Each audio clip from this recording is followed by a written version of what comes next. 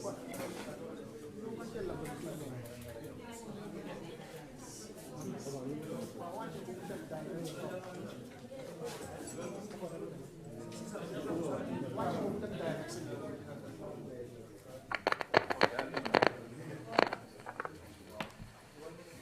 afternoon, everyone, and thank you for joining us.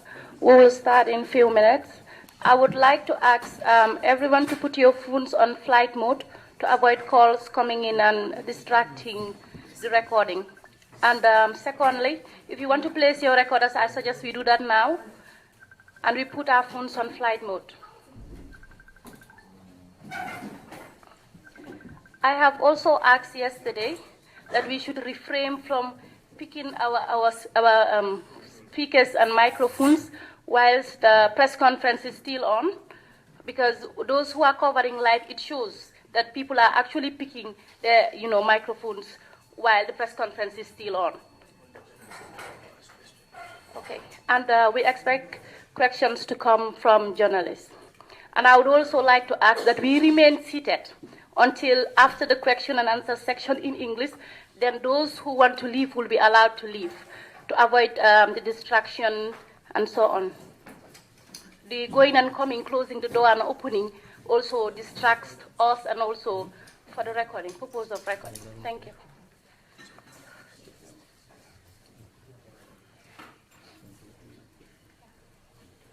Okay.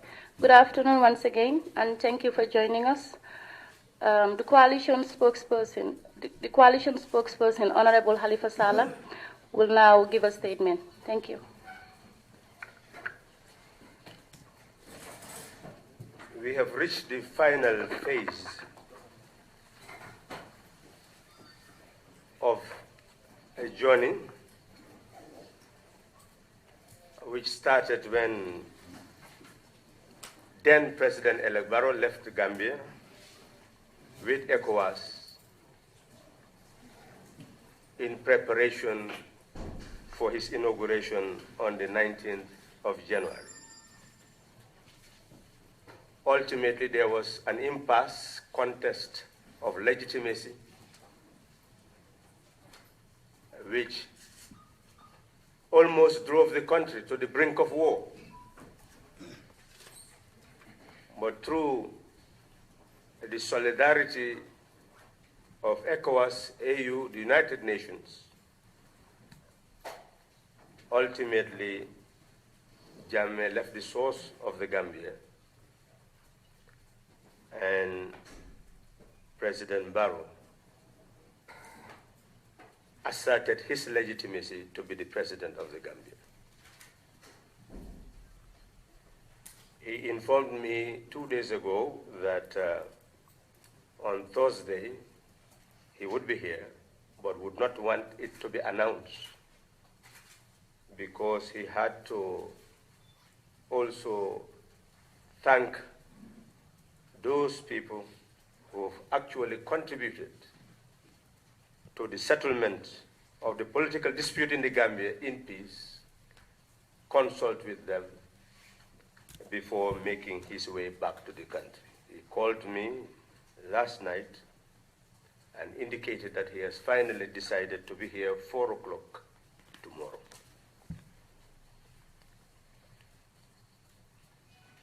It is important to inform you that he would have announced the members of the cabinet, but because of the desire to meet the demands of everybody who wants Gambia to have a new start, that he is establishing a vetting committee to appointments so that soonest the cabinet will be established and work that is already in place will have the continuity that is desired. I've informed you that the Secretary General has been instructed to inform all permanent secretaries to prepare their dossier, meaning their strategic plans, programs, plans of actions, budget lines, and hold it close to their chest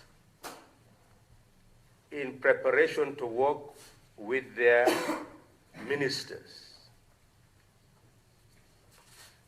That is already unfolding. This was designed to ensure that there will be continuity, since the ministers under the Constitution are to exercise direction and control over the ministries of government.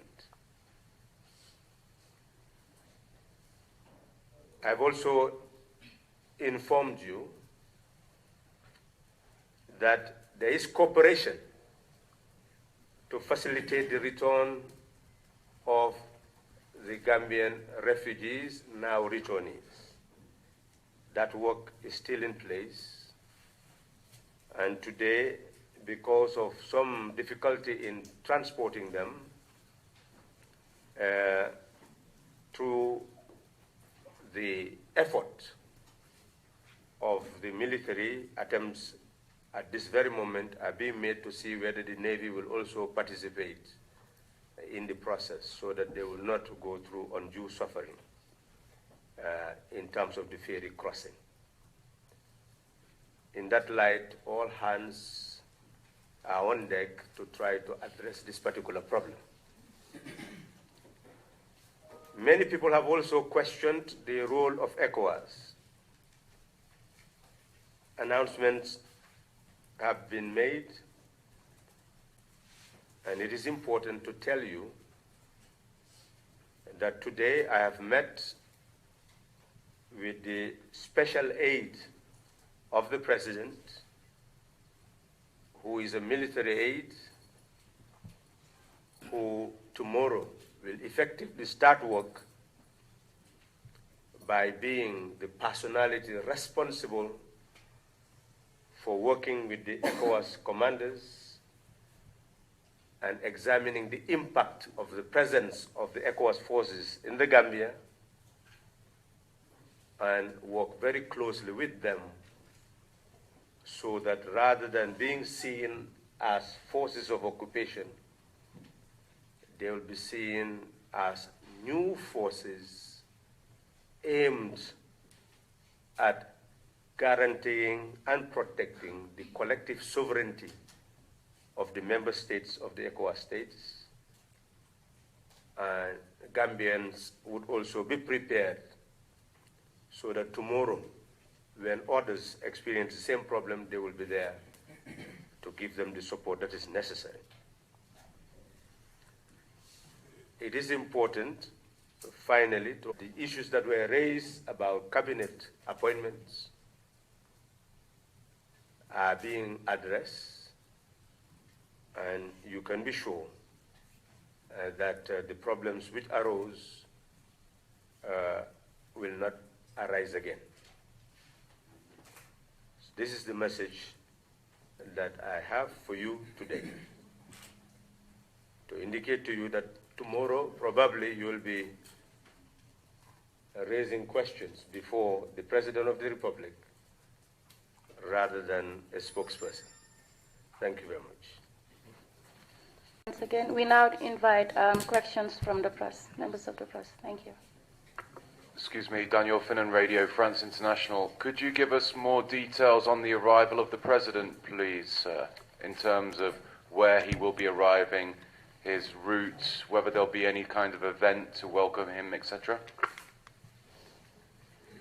Well, this is a humble arrival. Of course, it's the Banjul International Airport will be the venue for his arrival. Gambia has the capacity for spontaneity. Once this is mentioned, we cannot actually tell you what will actually happen. But it's not an orchestrated arrival. The plan for the celebrations is actually being put in place, and there is no doubt that the ceremony but deferred by virtue of the fact that unconventional ways were utilized to have him sworn in will actually be announced, will be held at the Independence Stadium. And I'm sure that occasion will be an occasion that nobody will want to miss. But tomorrow, whatever you see is what you see. Anything is possible, even though we are advising the supporters of the coalition to try their best to not disrupt the traffic to the best of their ability, and at least to be in good behavior and not to engage in anything that would not be seen to defend the integrity of the nation and the respect that we are known for lives and properties in the country. Thank you very much. You work with TV journalist and documentary filmmaker. Halifa, you mentioned earlier that you met this military aid, but you keep saying military aid, military aid. What's his name? Does he have a name? His name is General Kinte. General Masane Kinte. He was Masane Kinte. He has been a chief of defense staff in the Gambia and eventually went to other jurisdictions. But he is appointed by the president to be an aide who would work closely to make sense of the presence of ECOWAS and help the Gambian armed and security forces to be able to maintain their integrity and their role, and consequently create a harmonious relation between the ECOWAS forces and the armed and security forces of the Gambia. Mafuji Sise, The Voice newspaper. We understand there are some of the State House air conditioners have been, some chemicals have been put on somewhere. And could you verify whether this thing is true? And then if President Barrow is here, where would he be first? Well, I have said, and I will repeat again, that the sources of information is very significant. What is being done at the moment, I know you know for a fact that the ECOWAS command is based at the State House. And obviously, they've been doing verification of all that is there. So we cannot come up and start giving information that has not emerged from proper source. You will definitely have an announcement over the airwaves from authorities to indicate one problem or the other. I'm not privy to any information of that nature. What is clear is that the State House is being looked into by people who have the competence to do an inventory of what is there and ultimately give the president sufficient information to know exactly what is there. So the information you have given me is news to me, and I cannot in any way verify it. So where is his day? His second question was where is his day when you come? Yes. Well, because of the ongoing assessment of the place, he will be staying at his residence, and until a further notice, that is where he will reside. Excuse me, sir. Sorry. Johannes Dietrich from Swiss newspaper. I believe I was told that the former Interior Minister Usman Sonko has applied for asylum in Switzerland. First of all, do you have any idea why he split from the president, the former president, sorry, and what would happen to him if he came back to the country? Well, Gambia is a changed country. I believe if you look at the manifesto of the coalition, what it has said that every Gambian is free to return. And that those ultimately who have cases against them that are of a human right nature will have the benefit of being subjected to the proceedings of a Truth and Reconciliation Commission. That is the position of the government at the moment. So people are free to return. What was that was the first part of the question. What was the actual reason? Should any individual in the future be considered to have done something of a human rights nature, which certain victims decide to pursue, that such people will have the benefit of appearing before a Truth and Reconciliation Commission to have those concerns addressed. Thank you very much. I'm Keba Jefong from Foreign Newspaper. I just want to know, you mentioned about the cabinet being, taken care of, I just want you to focus on Madam Tambajan's appointment. Is this part of the issue that has been taken care of, on how would you tell? Well, I believe people have raised, and I said here that the president is looking into the matter. I'm sure no matter what happened, whoever is concerned will come back to the press and indicate how the matter has actually been handled. What is important is precisely what I've said, that the president has decided to look into the matter, and obviously we will report back to the public. Okay, so there was no steps taken, because I just learned that some people were saying, the age is verified that he's 63. That's why I'm asking. So, but further to that, is there any other cabinet name being released so far? Well, you talked about verification. I'm simply saying that there's a big debate, and I'm sure if you go to Madam Tambajan, General Tambajan, she'll be able to clarify the issue to your satisfaction. In terms of cabinet appointment, no.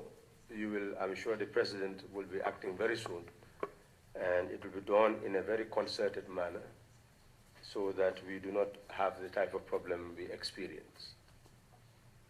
Yes, Minister Sallah, prior to the arrival of the economic forces here in the Gambia, specifically at the State House, eyewitnesses saw dozens of people removing stuffs from the State House, stuffs like chairs and other important things, like.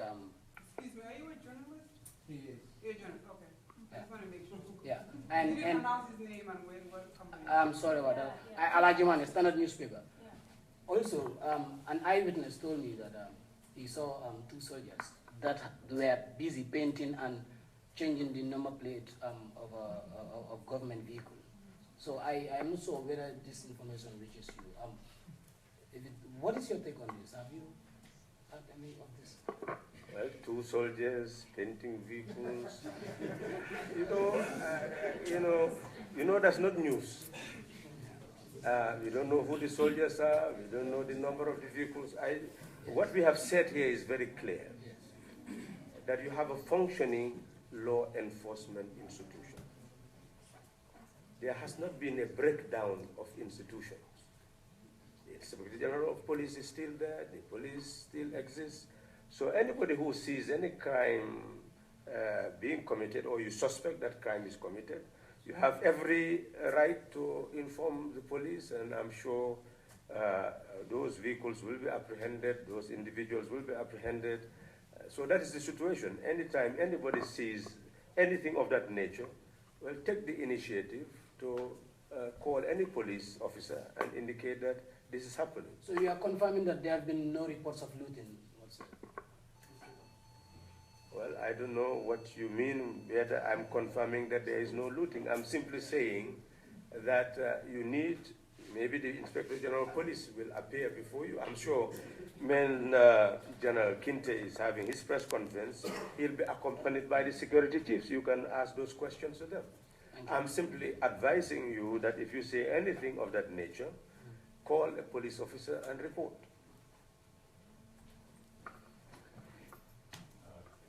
Daniel Finnan, Radio France International. Can you tell us what's going on in Kanile? Well, I am sure the ECOWAS forces and the Gambian forces should be at this moment doing verification of the place and checking weapons and whatever, because it has also been utilized not only as a residence, but also as an encampment of some sort. So I'm sure that this is what is happening at this very moment. 2 questions per person, and allow others also to ask their questions. Madam. Okay, Annette Kamara from the Choice FM, the new radio. There seems to be a close contact with almost a lot of people in exile. Are you going to work with all of them or just few? And the second question is, considering the current situation, economic situation of the country, what plans does the new government have in place to meet the developmental, socio-economic demands? Well, there is absolutely no doubt that there has been tremendous engagement with the diaspora. They participate in the whole process of transforming this country. There is a plan for the government to encourage every Gambian who wants to contribute in any way to the development of that country to stay or come back and make your contribution. Those will contribute in terms of investments. Those with their experience, knowledge, will be able to contribute their experience, their knowledge. This is the beginning that President Barrow said would give birth to a one Gambia, one nation, one people. So it is the collective intelligence of a people who can facilitate the harmonious development of a country in the interests of her people. The fundamental objective now is to call on every Gambian to contribute one's quota to the expansion, enlargement of the liberty and prosperity of our people. Hi, John Barrett, New York Times. I just want to, do we have a date or timeline for ECOWAS forces in the Gambia? How long will it be here? 3 months, 6 months? 5 months? Well, ECOWAS has to have a plan before implementing it. And plans must be time-bound because you are talking about resources, human and material, as well as financial. So in that sense, something concrete must be planned. But I've just told you that General Masane Kinte is appointed as an aide to the president to work precisely with ECOWAS to constantly evaluate the impact of their presence in the country and look at the situation of the armed forces and examine their capacities and be able to advise the government on what should be the basis of the ECOWAS mandate in terms of time, in terms of duties. So in a sense, ECOWAS will have its own plan, but it must dovetail to the plan of the government. Lorraine Mallower, Irish Times and RTE. I'm just wondering, in relation to Karalai, you said that it might be used as an encampment of a sort. Can you specify what you mean? No, it's not, it might. It's not saying it might be used as, it is being used, it was being used as an encampment. It was not just the residence of ex-President Jammeh, it was also a military encampment. So this is why I am saying at this material moment, the ECOWAS forces and the Gambian forces combined are looking at the place, assessing what is there. But when you say encampment, are you referring to the official military? Are you referring to paramilitaries? Are you referring to rebels? So just to kind of specify what you mean there. You see, the problem of the country during the Jammeh era is that you cannot distinguish what was paramilitary, what was military, what was police, what was immigration. Every force belonged to, I think, was demarcated. So this is precisely what. So you're not sure yourself what might be in there then? Are you saying that? Well, they've gone to assess. Definitely, the government has not been informed yet. So the plan now is for those people doing the assessment with now an aid assisting the Gambian security and armed forces, one will be able to get the type of information to the government which it could utilize to begin to demarcate the different sectors of the security forces and armed forces so that they can become regular armed forces with clear mandates and therefore rehabilitate, reform the armed and security forces of the Gambia. Hello, Mr. Sallah. William Chiboy, refining French, sorry for my poor English. And the time for tomorrow, do you know if the president come back in Banjul with a state plane? Well, I don't know how he's going to travel to Banjul, but that is very possible because he left here in a state plane by ECOWAS heads of states who were given the responsibility to mediate.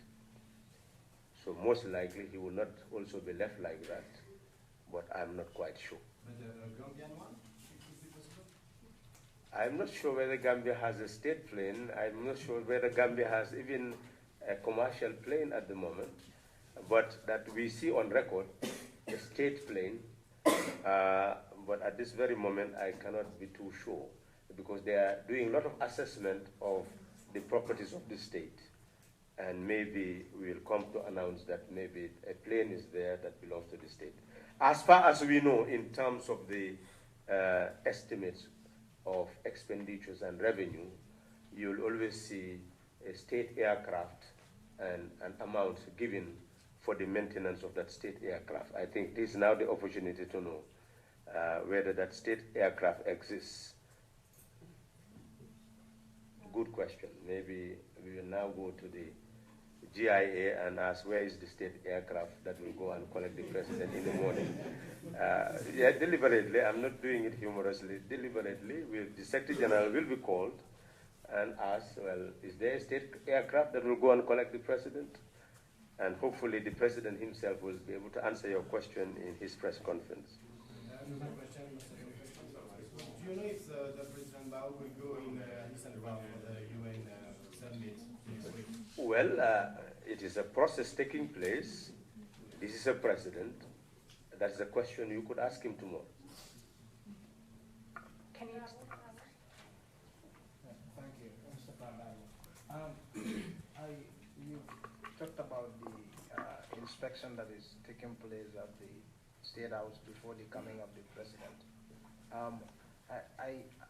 the question I want to ask is, has it come to your knowledge what kind of inspections that they are doing, and what kind of people, because we have information that they have sent some experts on chemical weapons, some experts on explosives and other issues. What kind of inspection are they doing at State House that would prevent the president from occupying the place upon arrival, since they've been there for about 2 or 3 days? And also, my second one is, all right, answer that. Yes, I think you're asking for details. Well, they are doing inspection. Obviously, the details cannot come until the inspection is completed. And we cannot speculate on details until they are provided. The rest, people are just saying what they want. And obviously, that is not helping the situation, because some will be frightened. Some will talk about deliberate act. You know, those are all speculative. We really don't know what the situation is. But the reality is that these forces, ECOWAS forces, Gambian forces, are actually doing an inventory of what is happening in all places where there had been some form of military encampment. And they will come up with the details and the records to provide to the President of the Republic, and the ECOWAS forces will have details to also provide to ECOWAS. There is absolutely no doubt that there will be joint actions and joint reports on such matters. You keep mentioning this press conference tomorrow. Can you give us any more details about his arrival, what we can expect, and when and where this press conference might be? Well, I'm just expecting that when he touches down, well, clearly he will not just move like that without talking to journalists who have spent so much time in the Gambia, just waiting for him to arrive. And every day asking me by phone, when will he be here? So I believe that we'll do our best to convey that to him, that patiently journalists have been here waiting for him to know what he has to say on the way forward. Okay, my name is Sarah Kamara from Star FM Radio. Presently, your relationship with the media is very cordial. Is this trend going to continue after the dust have settled, even with the private newspapers and radio stations? Well, it has already been said, and it is part of the manifesto of the coalition, that there will in fact be a Freedom of Information Act. That the desire is to expand the right to freedom of expression and freedom of the media. And freedom of expression and freedom of the media are linked, because the media is nothing but instruments, mechanism for the amplification of the voices of the people. So you cannot talk about freedom of expression without also expanding the freedom of the media. So we do expect that the freedom that was won by the media during the campaign, you know, the media decided to liberate itself during the campaign when it overwhelmed the ruling party, and it could no longer control the situation. It no longer predict what could happen. It had no time for the media anymore. And consequently, that liberation continued with the declaration of victory. And as a result of that declaration, we can say the media is free forever. I am Musa Sane from The Voice newspaper. Honorable Halifa, you did say that the coalition government is not backed by any form of legislation at this moment. Have you addressed that issue? I need clarification on that, please. I don't know whether I am well understood. President Barrow is now the president of the Gambia and commander-in-chief of the armed forces. And you have seen all forces, even today, you know that the state of emergency has been lifted. And the Speaker of the National Assembly called me today that they are sending a letter to GRTS to show that they recognize the President of the Gambia and the National Assembly is ever willing to cooperate with his government in terms of legislation. So there is absolutely no doubt that the Constitution is very clear that the person who is declared elected shall assume office on the day of the expiration of the term of the incumbent. That is what has happened. That's why on the 19th, President Barrow became the President of the Republic. What I have said is that the Constitution requires elections to be held 3 months, within 3 months before the expiration of the term of the incumbent, so that there will be no vacancy in the office of President. What has happened in the Gambia is that there had never been change through the ballot box. Consequently, we do not even recognize the expiration of the term of an incumbent. We just know about the celebration or the inauguration ceremony to swear in the same president again. But now that we know that a person could win who is not the incumbent, since it has never happened, in all countries you will have an act that will deal with that transition where the incumbent remains in office as an outgoing president and the victor, the winner, will start to come into office as an incoming president. So there is no act defining, delineating those two boundaries to show what the right of an incoming president is. Because that incoming president should have a right in terms of residence, in terms of security, in terms of everything else. And it is because of the vacuum, the incoming president could not demand certain things as of right. So consequently, you have to coordinate with the incumbent who, almost like good action, gives you those rights rather than you being able to demand those rights. So if you have security, it is through the goodwill of the incumbent. If you have a place to stay, an office is the same. So this is what I'm talking about. So with the new government, obviously you will have an act of the National Assembly that will properly protect an incoming president. Second question, please. Second question, please. Yes, when you talk about the appointment of cabinet members, you did mention the issue of having proportion representation of members of the coalition.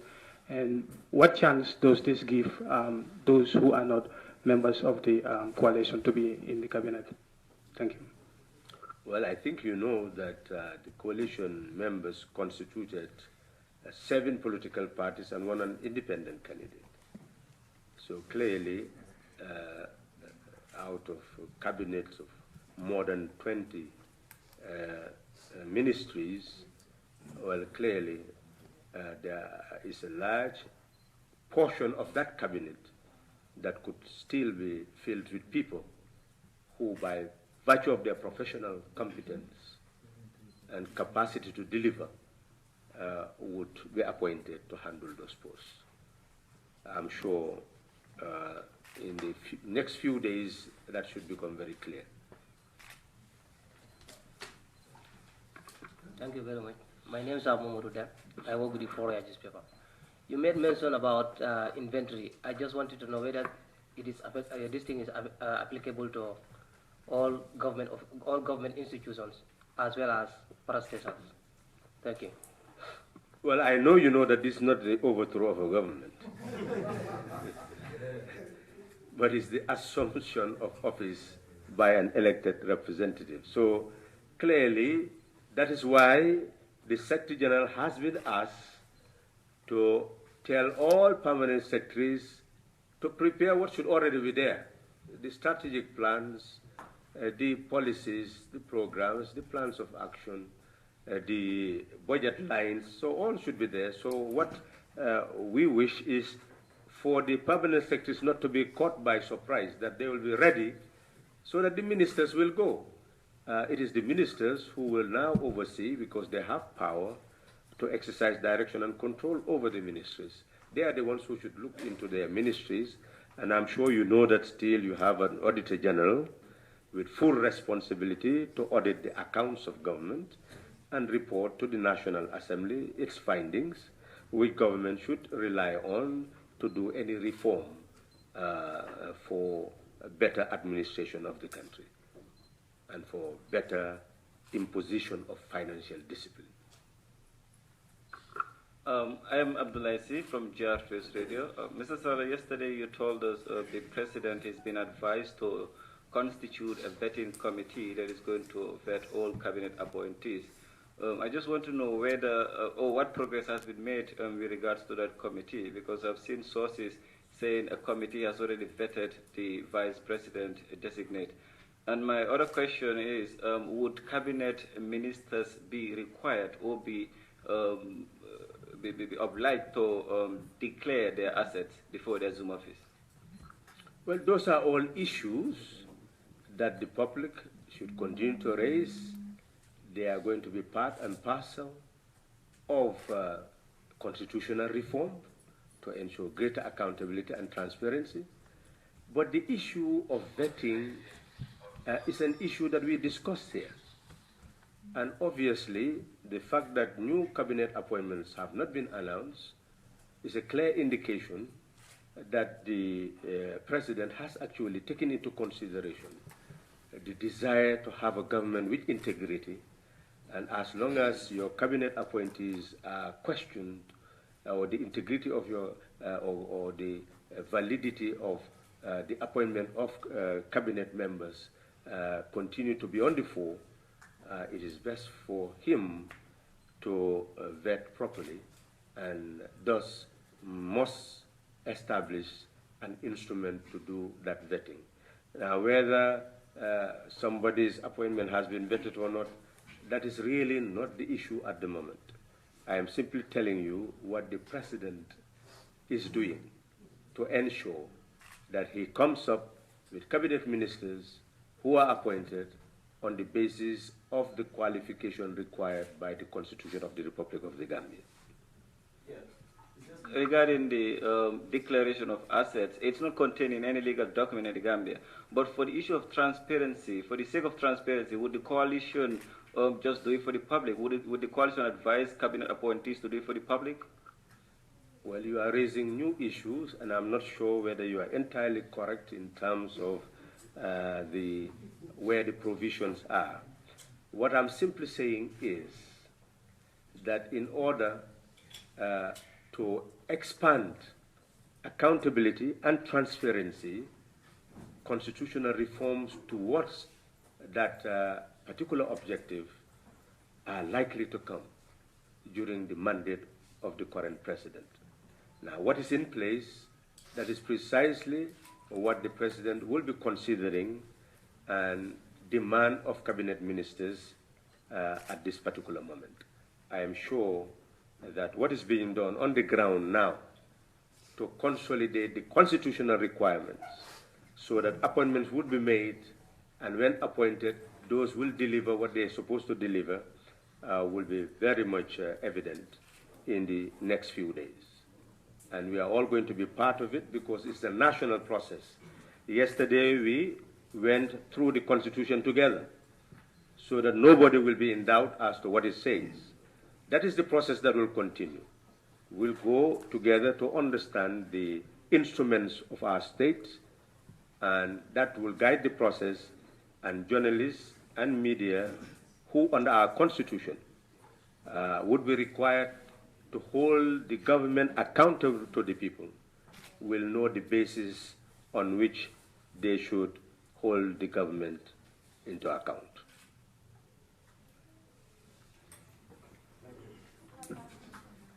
Last question. Hi. Thank you. You did mention the President will stay for the meantime in his house. But what we want to know now is how long will he live in his house? Well, the President is coming tomorrow. You can ask him that question. Okay, we now come to the end of this question and answers and English session. We would allow those who want to leave before the local language section. Also, we would like to announce that there will be a press briefing tomorrow at 12 o'clock. The media committee will brief the press as to the movement to the airport and coming back. Tomorrow, 12 o'clock, yeah. We will facilitate and coordinate with the press so that they can they can be at the welcoming ceremony of the president, yeah, and they would be able to cover. Tomorrow, 12 o'clock. Yeah, thank you.